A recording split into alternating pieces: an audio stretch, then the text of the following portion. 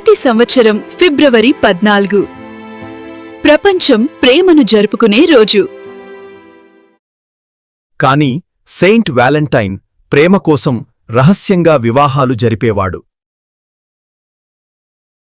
అందుకు ఆయనను జైలుకు పంపించారు. కాని చివరి లేఖలో ఫ్రమ్ యోర్ వ్యాలంటైన్ అని సంతకం చేసి ప్రేమకు ప్రతీకగా మారిపోయాడు.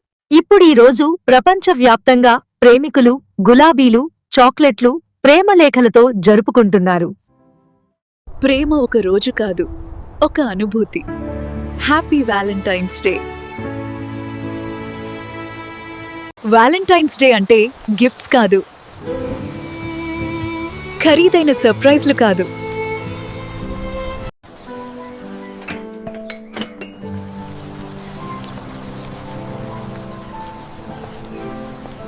పవిత్రమైన ప్రేమ అంటే గౌరవం, అర్థం చేసుకోవడం, ఒకరి కోసం మరొకరు నిలబడటం. ప్రేమ ధరలో కాదు, మాటల్లో కాదు, మనసులో ఉండే నిజమైన భావంలో ఉంటుంది.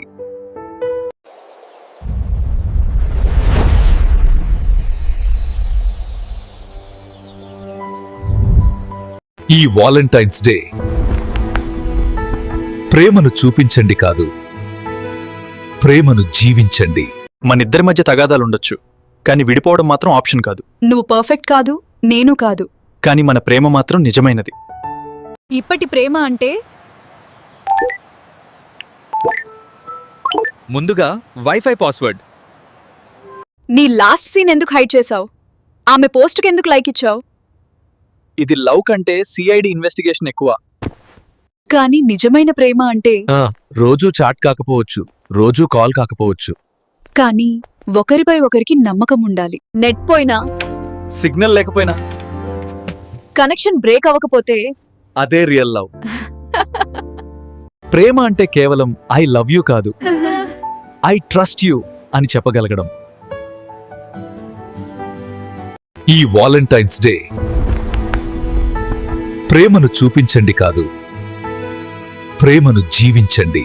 ఎంత కష్టం వచ్చినాదా నేను నీతోనే ఉంటాను. సంతోషంలో ఎవ్వరైనా ఉంటారు, కష్టాల్లో పక్కన నిలబడితే అదే నిజమైన ప్రేమ.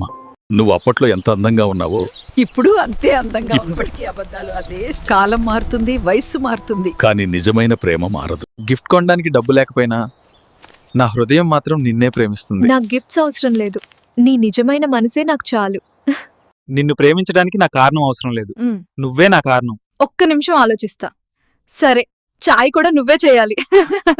వ్యాలంటైన్ డే ఒక్క రోజు మాత్రమే, కానీ ప్రేమ ప్రతిరోజు ఉండాలి. ప్రేమ అంటే గిఫ్ట్స్ కాదు, ప్రేమ అంటే బాధ్యత.